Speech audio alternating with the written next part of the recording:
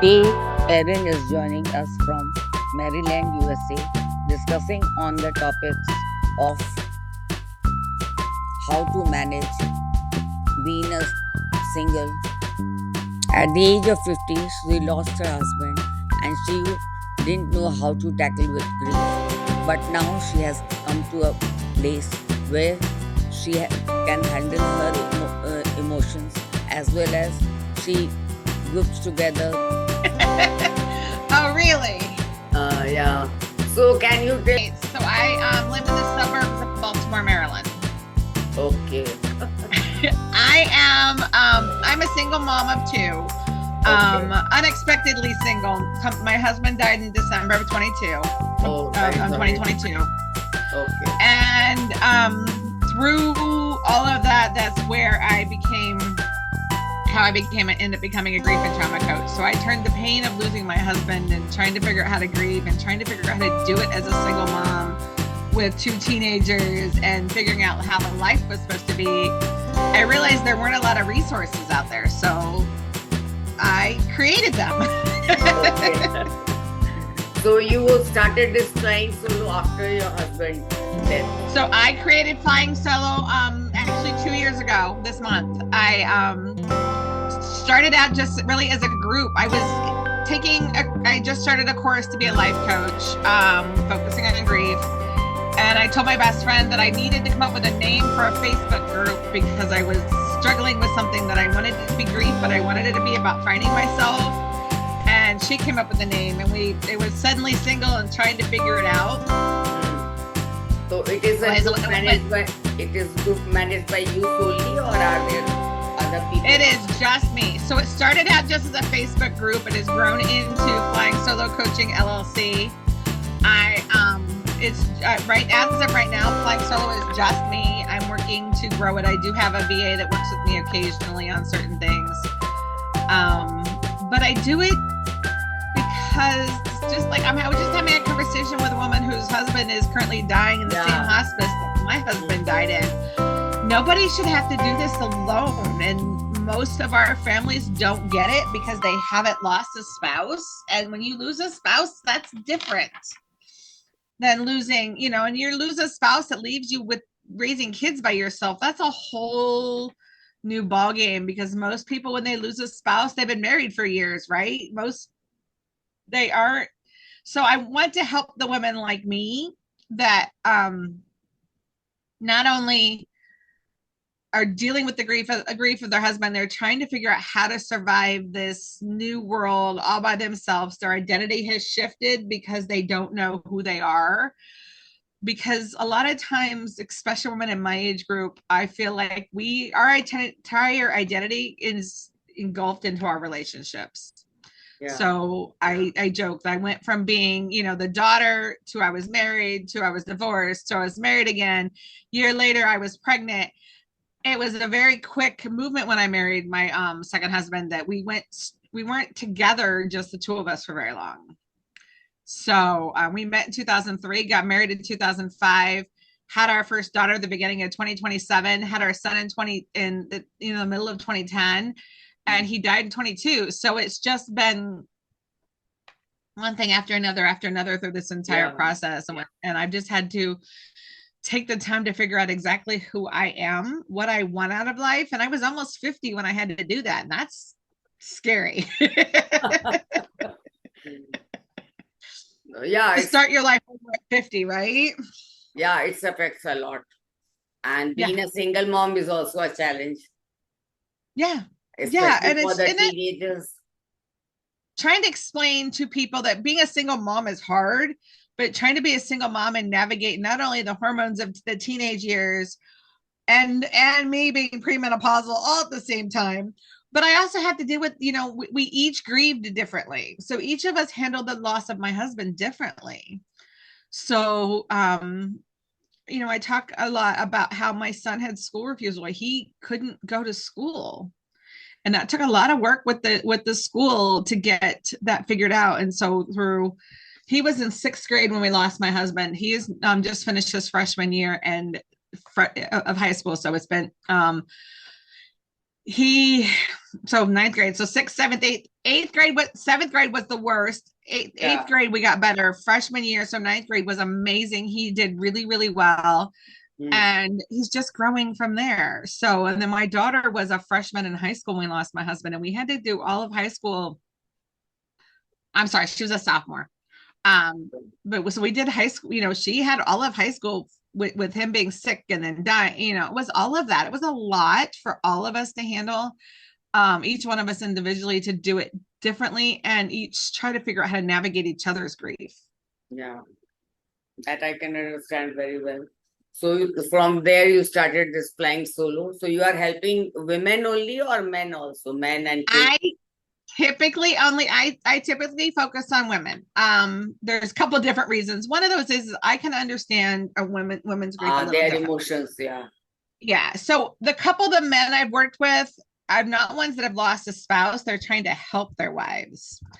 So they're trying to understand their wives' grief. So I have talked a lot with a gentleman who his in a year and a half, 2 years time, his wife lost her mother and her father, then her mother, Mm. and there was it hit really hard. So I've talked to him about how he navigates that with her and helps her and figures out how to understand her emotions better. So that's the one man I've worked with the most. I tend to avoid widowers as much as possible because there's another dynamic involved in that Yeah. I'm trying to avoid. So a lot of times men, especially men in their 60s that have lost a spouse, they're looking to replace that spouse.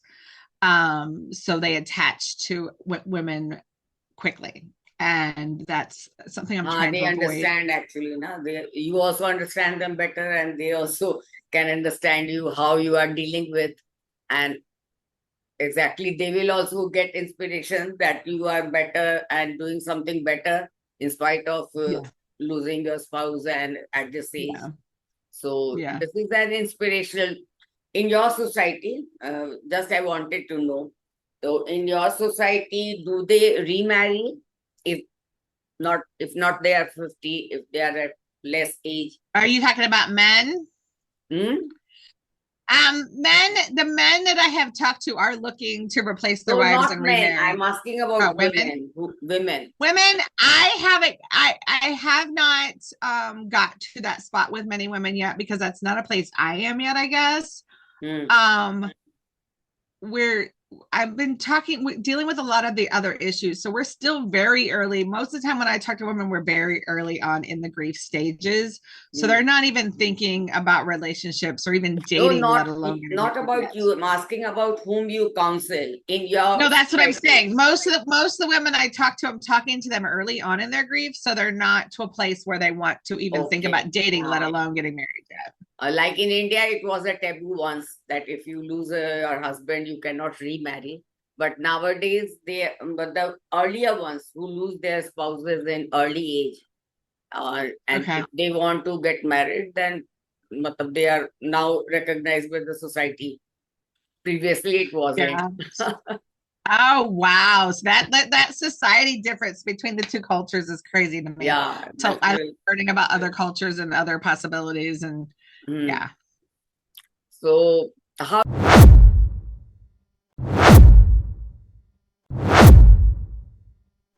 must have faced a lot of challenges.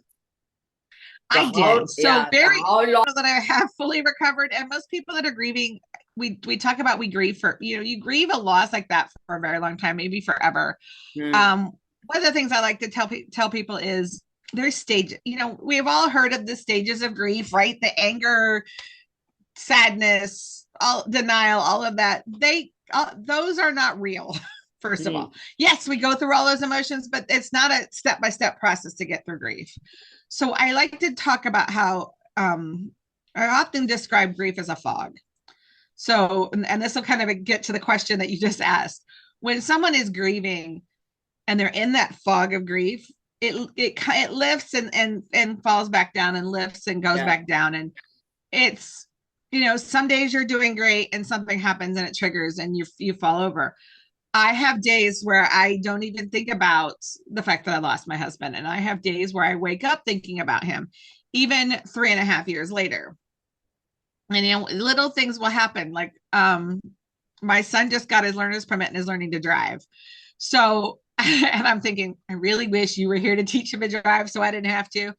But not only that, it's like the issues, like, both my kids are dating, and I wish I could share that information with, share that with somebody and see Yeah. the joy and share their happiness with somebody.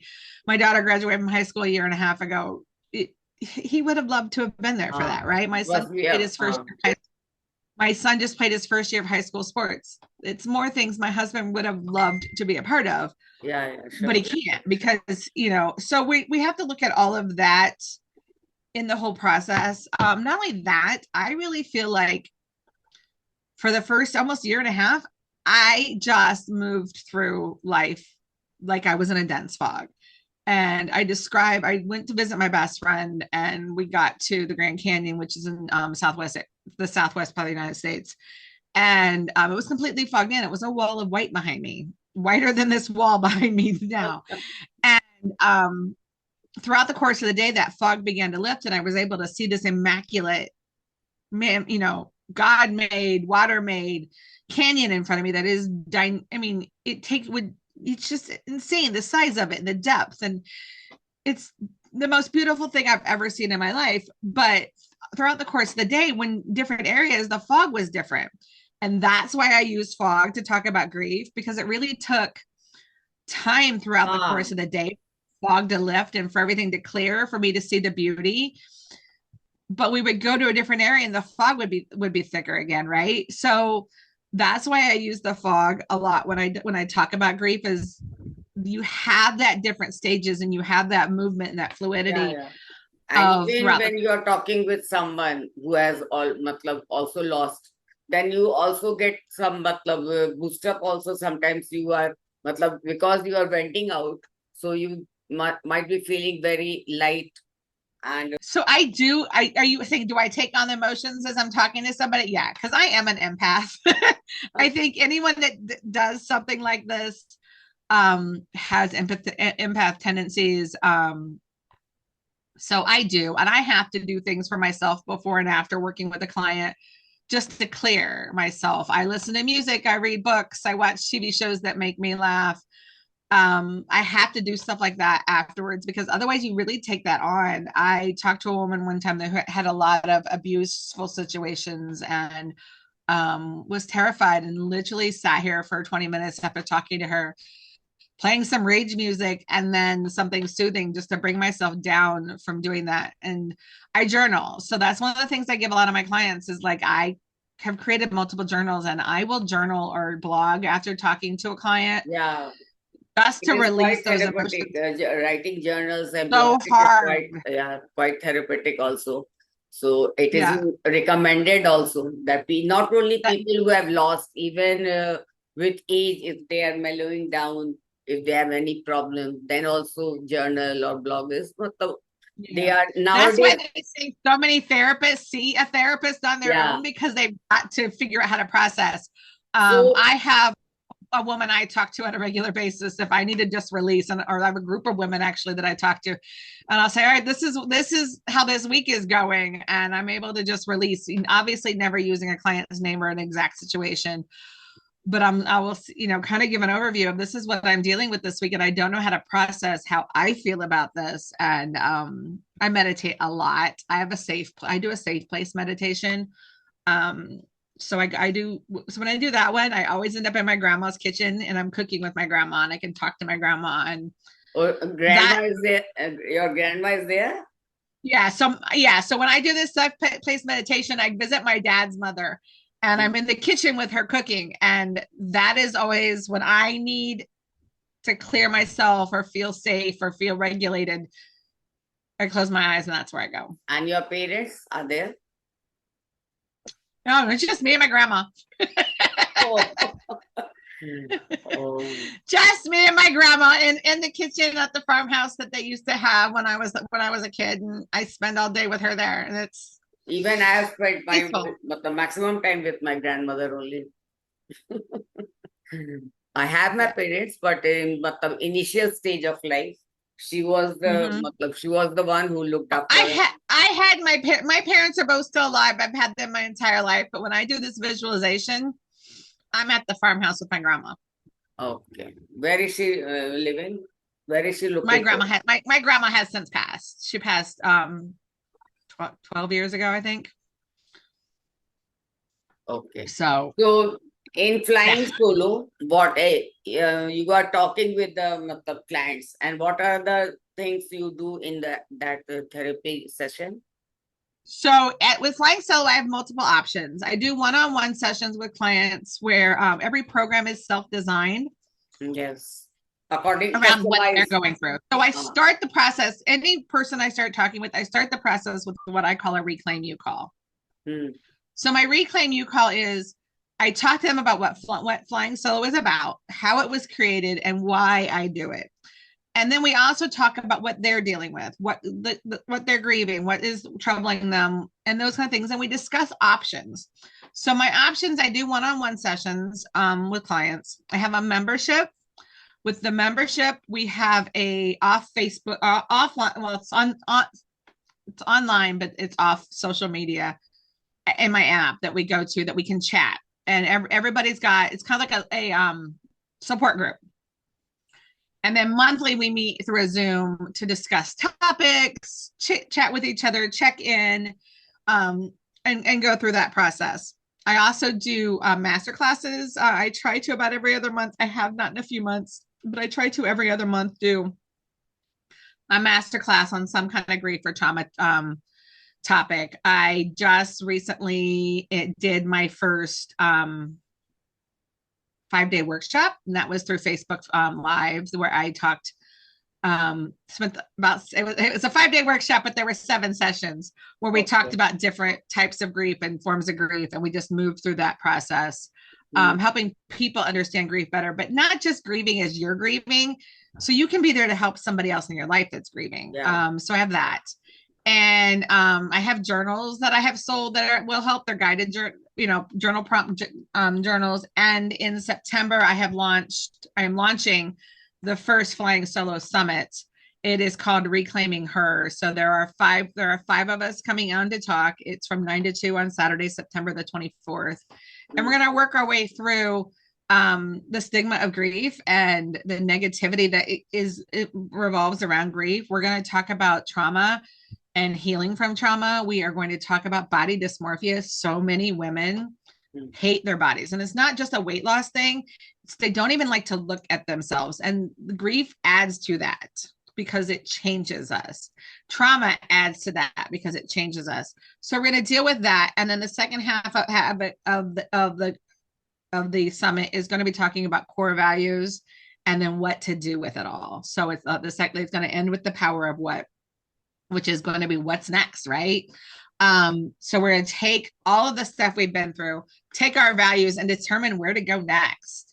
So we're going to, help women reclaim their lives and help them figure out what they want to do with themselves. And then we're going to hopefully build on that and make that either every 6 months or once a year, have something to that effect to help other women grow and heal and feel like they have someone there to support them, which is what Flying Solo is all about. Flying Solo is called Flying Solo because you are suddenly single and trying to figure it out. But it's also a reminder that you don't have to do this alone. So that's the reason why I love my membership. I love the community I'm creating online because So they're able you to have meet come in in and one by chat. one session. Are you meeting the clients on face to face or online? I do both. I have some local clients that I will meet with. We usually go sit like at Panera or Starbucks or a park or something. But I also meet majority of my clients, or we meet via Zoom or Google Meet, depending on what's better for them. And we talk our way through that. And then as we talk through our sessions, we work through whatever I've planned for that session. Sometimes we go completely off topic because they've had a rough week, right? And we need to deal with what they deal with. So when I'm meeting with a client one-on-one, we start off with what went well since we talked last. Because I don't want to just have them focus on the negativity. Let's find the positives, right? So if I Yeah. gave them homework or something exciting happened, they want to share that. Let's start out with the positive, because starting on a positive is makes it so much more fun to come to a session than having to come in and just start talking about what's wrong, right? Okay. So then we work through the process and then we end. I usually have pre-programmed when we finish up, I will send them an email that will have affirmations for the week, journal prompts for the week. And depending on what we did during this session, something else. So if I did a meditation or something through there, there could be some reflections on the meditation. There could be some guided stuff for them to do the meditation on their own.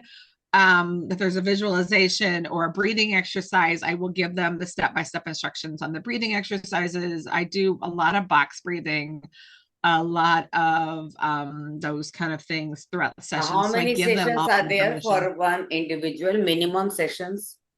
But how So much they need I actually? like to start off with a minimum of 5. I do start off with you can purchase just a single session, but I Hmm. don't really feel like you can get anywhere with a single session.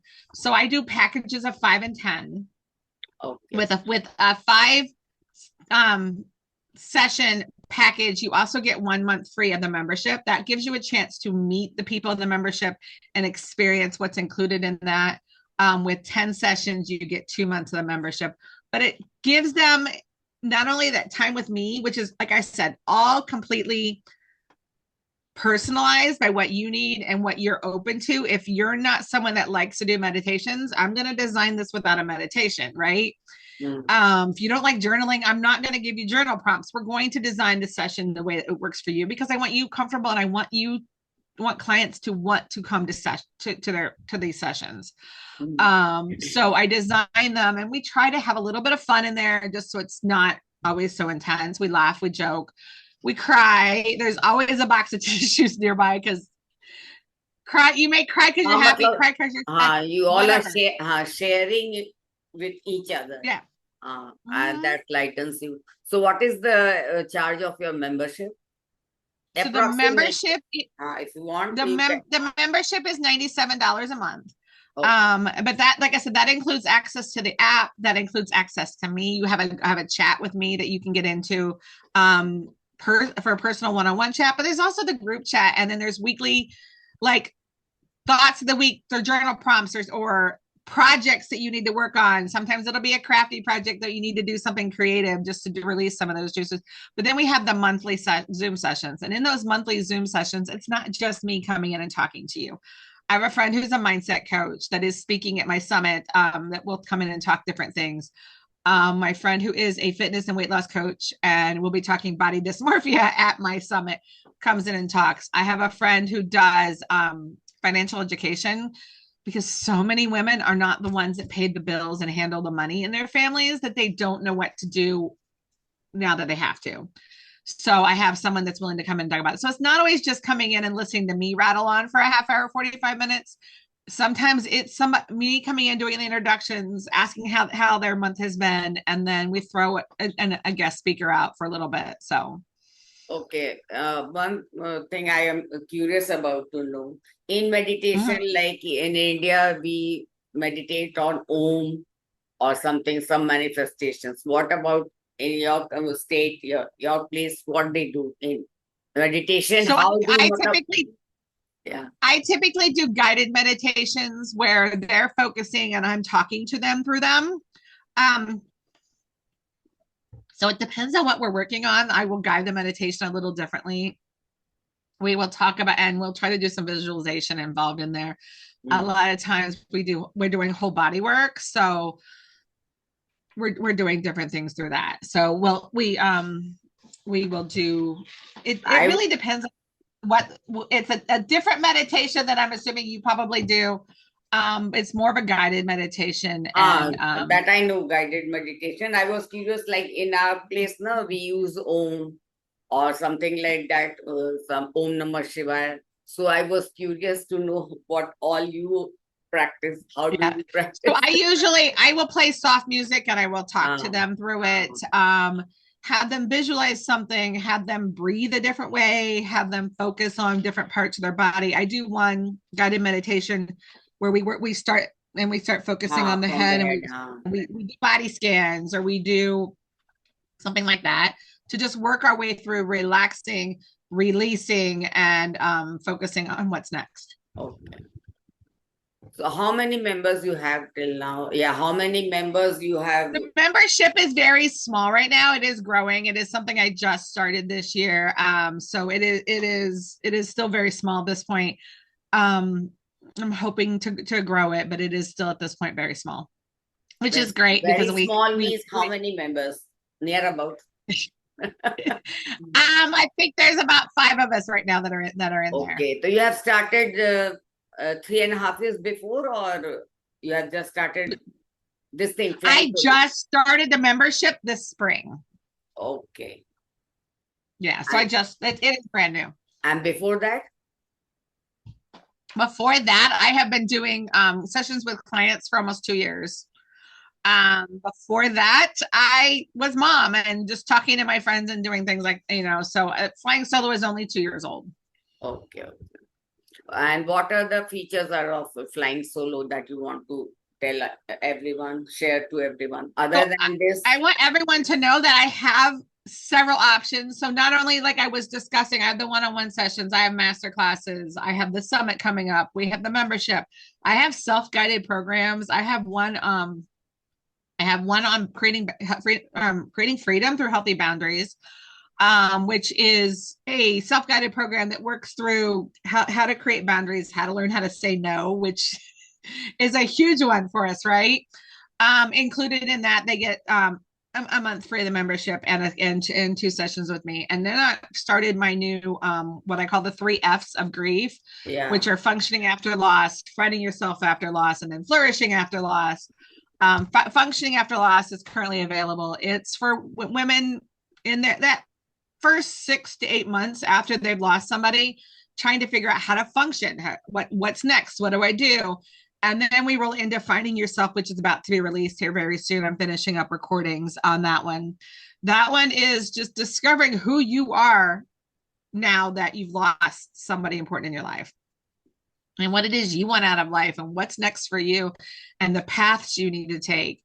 And I'm in the process of writing Flourishing, which is the stage of life I'm in now, which is living life to its fullest. Well, yes, you're still grieving and missing that person you lost.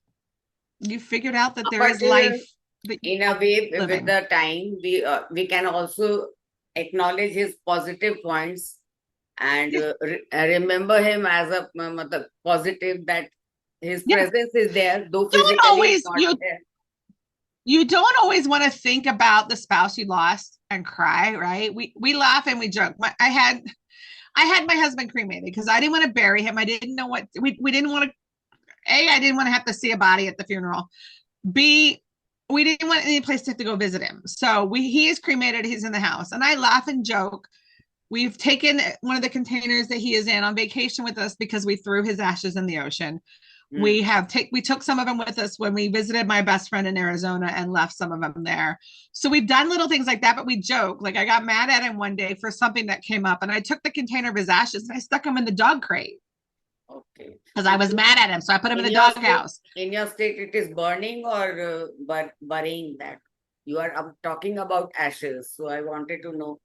So people who die are buried or he was cremated. Okay. He was cremated.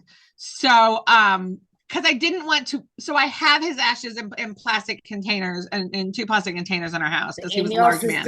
In your locality, people follow cremating. Yes, you can cremate or you can bury. You can do either one. Oh, you have both the options. Like in India, you have both options.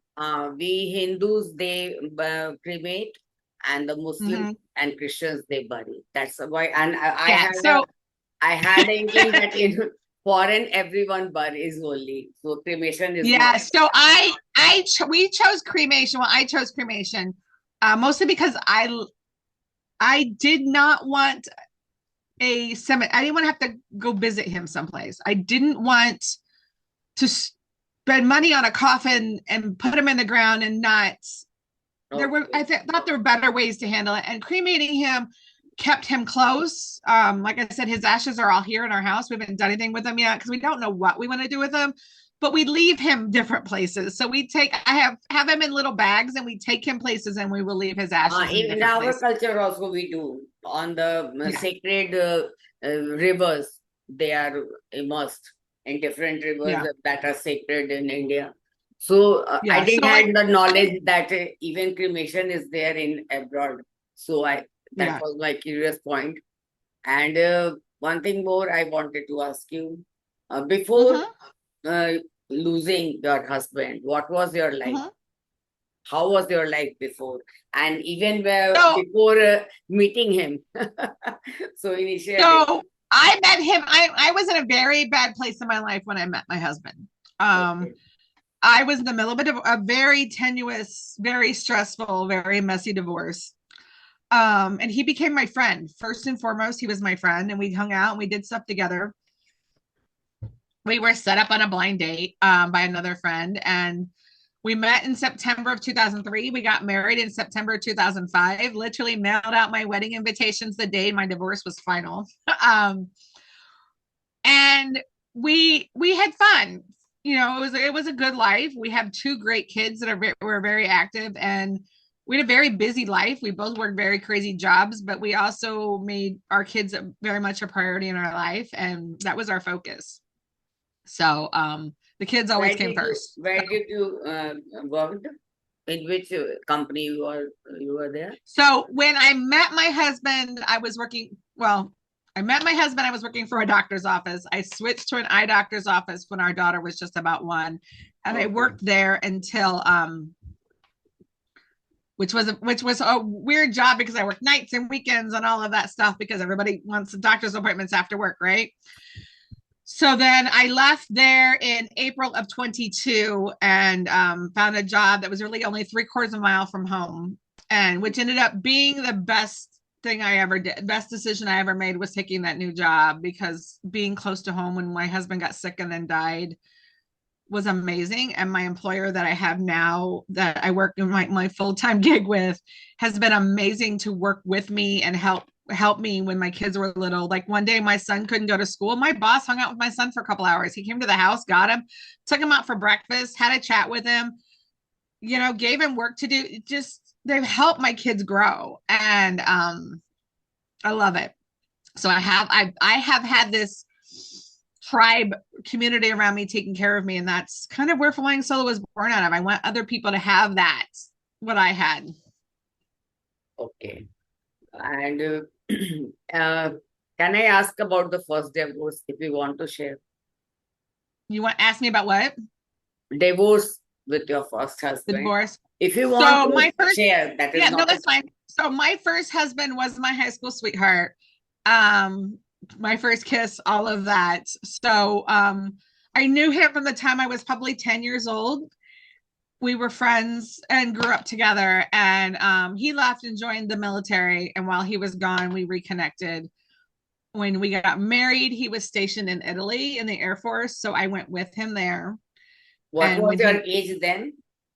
I When? was 20, 22. Okay.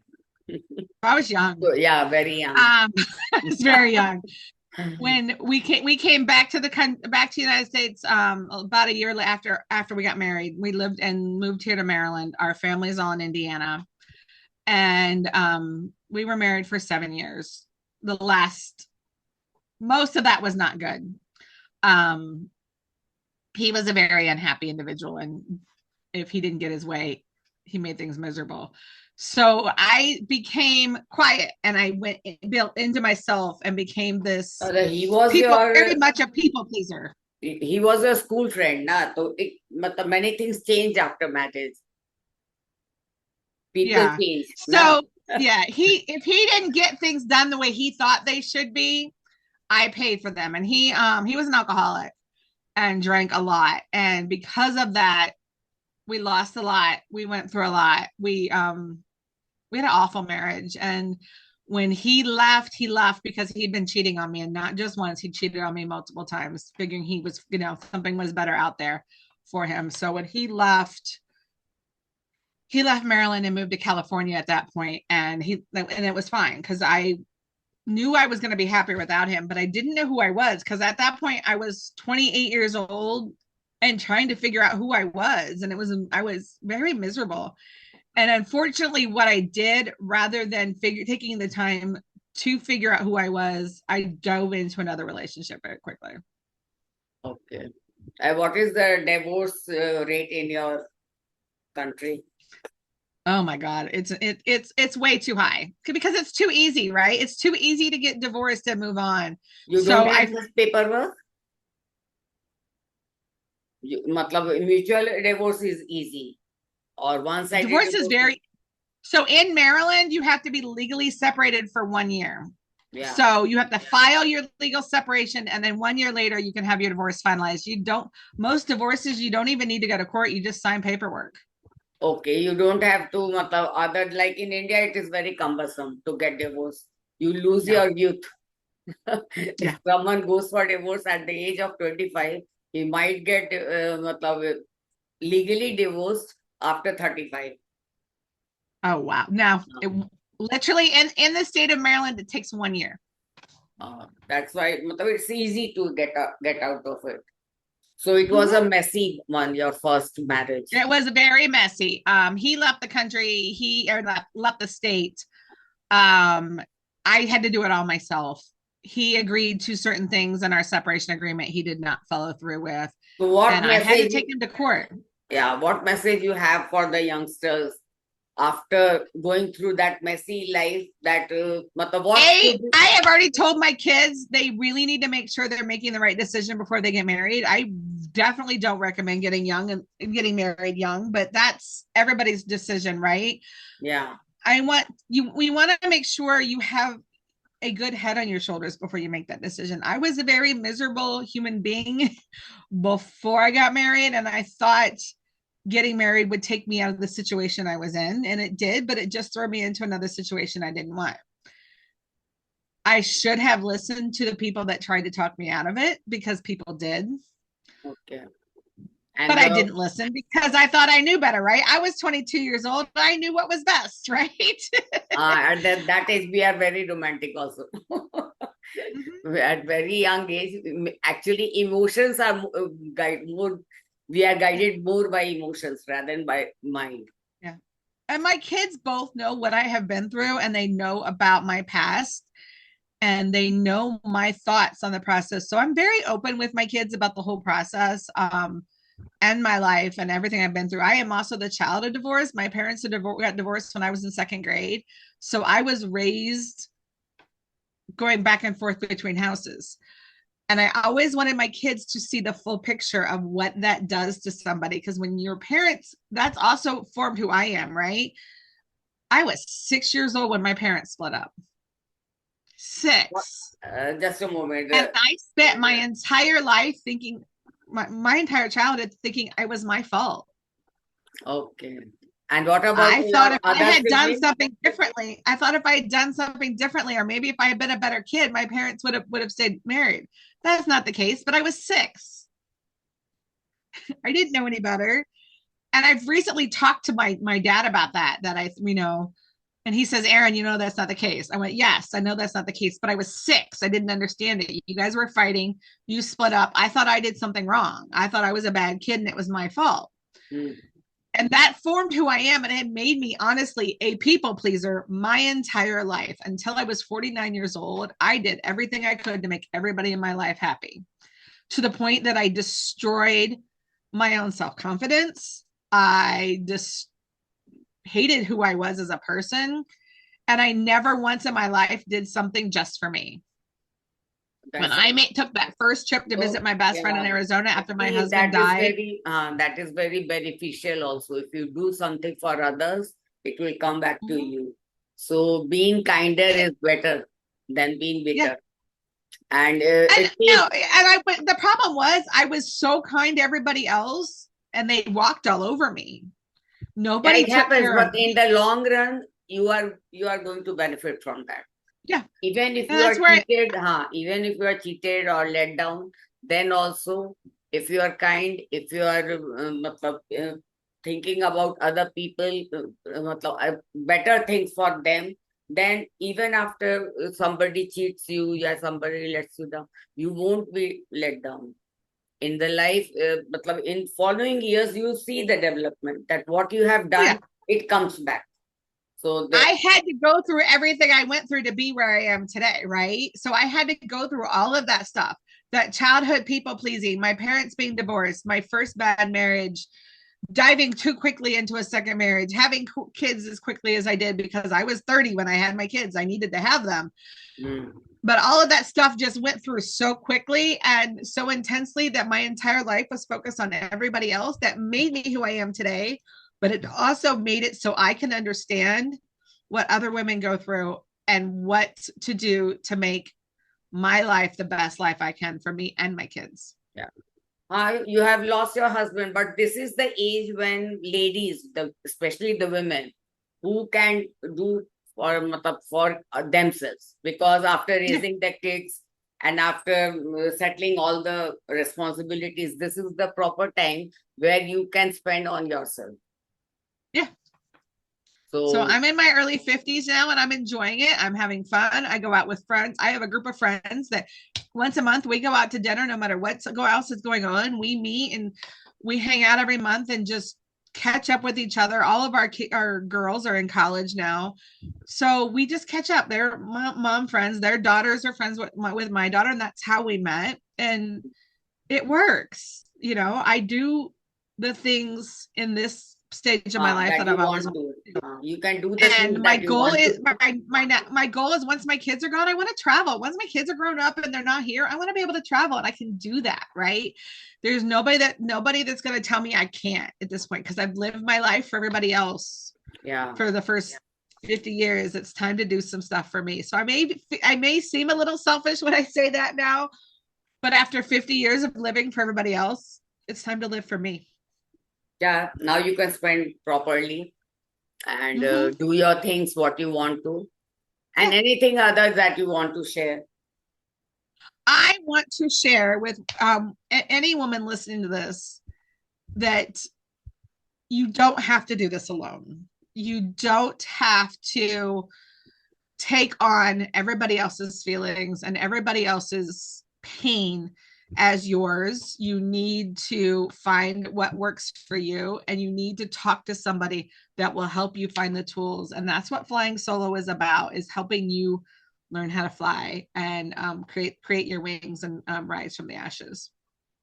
Okay, it was good. That's the reason why I use the phoenix as in my logo. The phoenix is in my logo, and I use the tree of life in a lot of things I do, because I feel like it's regrowth, rebirth, all of that. So I say in your group who you are managing, how is there any women who is very difficult to handle?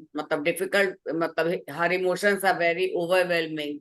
So you have we all have times where our emotions are overwhelming for other people. Every one of us that I, and we all, somebody improves with time and somebody takes more time to improve. Everybody takes different time when they're processing. And yeah, the thing is, so many women do this, and I will have initial conversations and they take different paths because they don't know. They are looking for the best fit for them. So if I recommend for anybody that talk to me, talk to somebody, talk to whoever works for you, where you can vent out. Know that I'm here for you. And if your emotions are too much for me and I feel like you're overwhelming for the group, we may do a separate session with you, so you can pull yourself into alignment and find peace and find what you need to be whole. Yeah, you also believe that one should have someone with whom they can share their grief and without being judgmental. And well, that's exactly, sharing whatever you're going through without judgment is what flying solo and learning to fly, which is what my membership is, are all about. I say first and foremost, learning to fly, which is, like I said, is the membership, is a judgment-free zone. Yeah. No, even I help few women who are in bad shape, a married woman or someone who is a single mom or some other dealing with the kid. I don't charge anything, but I do listen to them. They want a person with whom they can speak out their minds, whatever they have. Even in Dubai, one is in Dubai, one is in New Zealand, and few are in Even India. right now, I'm just having a Facebook chat with a woman whose husband is in the same hospice. I'm not charging her. We are just having a Facebook chat, and her husband's at the same hospice my husband was at, and I'm being here and I'm being supportive, and that's what I feel like we need to do as women. We need to support each other rather than tearing each other down. We need to support each other.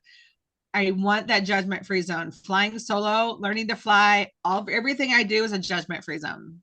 So one thing more I want to know is that's all my curiosity that's going on.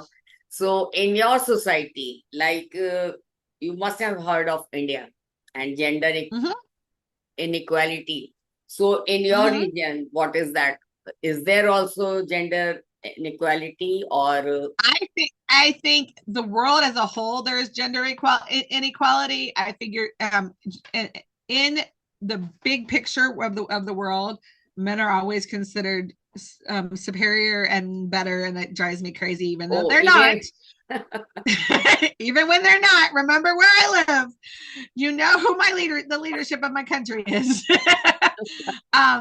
But Hmm. I think I want women to know that they're not inferior to anybody. Yes, in different cultures, there's a different hierarchy, and I've dealt with that because where I live in this country, it is a melting pot.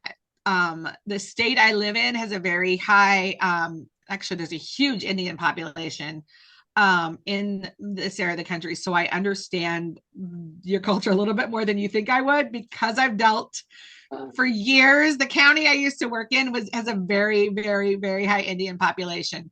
So I understand the cultural differences, and so it's very What about different. And I your have that conversation and, a lot as being a and woman in this yeah. world, a single woman in this world, especially the way that things are going in the United States right now. Being a single woman in this world is very hard because they want everything to go through the man. And that's a very hard place to be at 50 and single and raising children. And not having, like, even my dad, who would be, I guess, my go-to male figure in my life, he lives in another part of the country, so he's not even close. So I used to, I say this without making a joke of it. It's very, very, very difficult to be a single woman in this day and age and live the life that we want the best way possible because we are considered the inferior sex. Are the men cordial, or do they want to take advantage of the single woman there in your at your place? I feel like because I lost my husband, it's not as different as a divorced woman. I feel like I was looked on differently when my first husband left me than I'm looked at now. Okay. Because my first husband left me for another woman, I was looked on differently. Because I was looked on like I was less than, or there was something wrong with me, or he wouldn't have left. Okay. Um, So he remarried after. Yes, he remarried very quickly after. He was actually married before a divorce was final. Okay. So there you have because he moved to another part of the country, he could do that nobody checked to make sure his divorce was final. Okay. So men pull that stuff off all the time because they're what men. About everywhere you go, men. I work in a male-dominated industry because I work for a plumber now. So everywhere around me is men. No, actually, I just want to know because in our minds, we feel that only in India gender equality is there. No. People say that in foreign you have a better life. So for that only information, I want to share. I will be honest with you. It is harder in the United States right now to be a woman than it was 4 years ago. Yeah. So that's why, because people think now that it is only in India. But I know it's not only in India. It's everywhere. I think it's different, but because leadership of our country has a lot to do with what happens, and the leadership in our country right now is very, very, very, very scary and very bad. Very, No very, one, very yeah, scary. no one And can they would have have taken a expected lot of women. this kind of activity. What he's doing, it was not expected from him. People wanted him to come, but Yeah. he has done a very bad job this time. No, naturally, the whole world is affected, not only That's a your place. whole nother discussion. Uh, But the leadership of our country right now has taken away so many women's rights that we did have, and the ability to do things that we're not able to do now that we could do 4 years ago. So I feel like the equality is getting worse right now, and I have told my daughter I'm very, very scared, and I have been since the election in the last election, that at some point I'm going to have a man sign off for me to go to the doctor if things don't change. That scares me because I've always been in charge of my own health. So not having control over my own body makes me very scared. And having grown up with those rights and having those rights the majority of my life and being able to do what I wanted to do, and now being scared for that is very, very scary. So the gender equality, yes, is different throughout the entire world. Men are always going to be, sadly, at this point, are always going to be superior, and there's but cultural issues. it is in And their mind that they are superior, but practically women are more superior than men. She can handle more emotion. How many men need a woman in their lives to do what they need in order for them to? Because if they didn't have a woman that was going to take care of them, they wouldn't be able to do what they do. Yeah. That happens so often, and there are so many men that don't know how to do basics because they've been coddled their entire lives. Yeah. Then you have men that can, but this society needs women, and if you don't have women to keep it moving, and that's just not the United States, that's the world. We need women. Women are the backbone. Sorry, women are no. If a man has to bear children, then no one would have been ready to bear the children. That's a please. You've heard of the man cold. So naturally, the women, they have the power to endure even the childbirth, or even at many points in life, like they handle their children, their family, in society. So women are more better than men, but men have a notion, because it is going since ages, that we are superior. But hopefully my husband is okay type, not so, and he leaves me that do what you want to do, but don't disturb me. He wants to do, he has got retirement now, he's retired now, but he don't want to put his in many things. Like I am a multitasking person, so I do a lot of things at one time. So he never ask my blocks me from doing anything. So I think I'm better than others because I can do what I want to. So this is why I spend so much time talking about my story, as I want other women and men to understand that they don't have to live. Even nowadays kids also need someone with whom they can speak their minds. So there should be, it is going in, these things are improving, like people are helping each other or consoling each other, but other things. So in last, what message you want to convey to my audience? The last thing I want to just remind everybody is, you may feel alone, but you don't need to be alone. Find a community that fits for you, and find a group that works for you. And if you need me help, I'm just an email away. Thank you. Thank you. Okay.